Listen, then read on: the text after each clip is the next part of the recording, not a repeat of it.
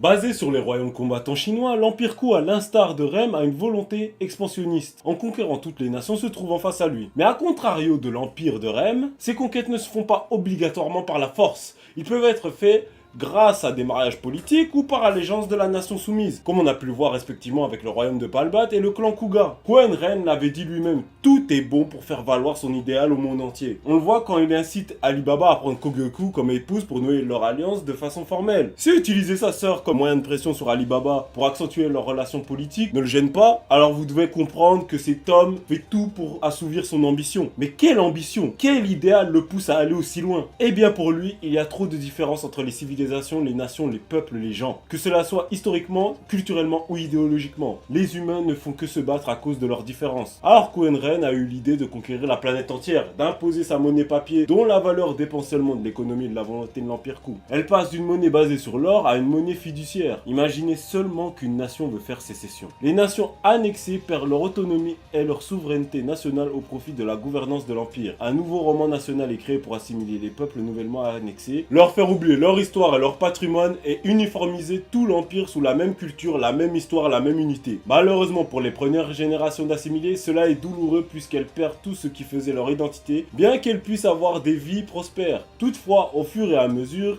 ils finiraient par faire partie intégrante de cet empire qui les a colonisés, acculturés. Du moins en théorie. Déjà on peut voir que sous ces ères de grande égalité des peuples, il existe des disparités entre les citoyens de l'empire se manifestant par la présence d'esclaves. Bien que les esclaves de Ku le soient pour une durée maximum de 5 ans et sont protégés de toute maltraitance par la loi, cela ne change en rien au fait qu'une nation qui veuille l'égalité des hommes et la paix mondiale ne peut se permettre de posséder des esclaves. Et au-delà des esclaves, comme si ce n'était pas le plus grave, les citoyens étaient divisés en plusieurs classes distinctes caractérisées par la couleur de leurs habits. Blanc pour les nobles, vert pour les citoyens normaux, et marron pour les esclaves. Et bien entendu, le port de ces vêtements est totalement obligatoire. Une discrimination de plus parmi les citoyens. Le plus gros problème avec le plan de Quyen Ren, c'est que d'autres nations voudront se défendre contre cet impérialisme. Et elles ne sont pas aussi petites que le clan Kuga, ou seules et sans alliés comme a pu l'être le royaume de Balbad. Jamais elles ne voudront perdre leur souveraineté et leur identité pour celle imposée par l'Empire Ku, quitte à se défendre au travers de la guerre armée ou en s'alliant pour empêcher l'expansion de l'Empire. La fin justifie les moyens, vous dirait Quyen Ren. Bon,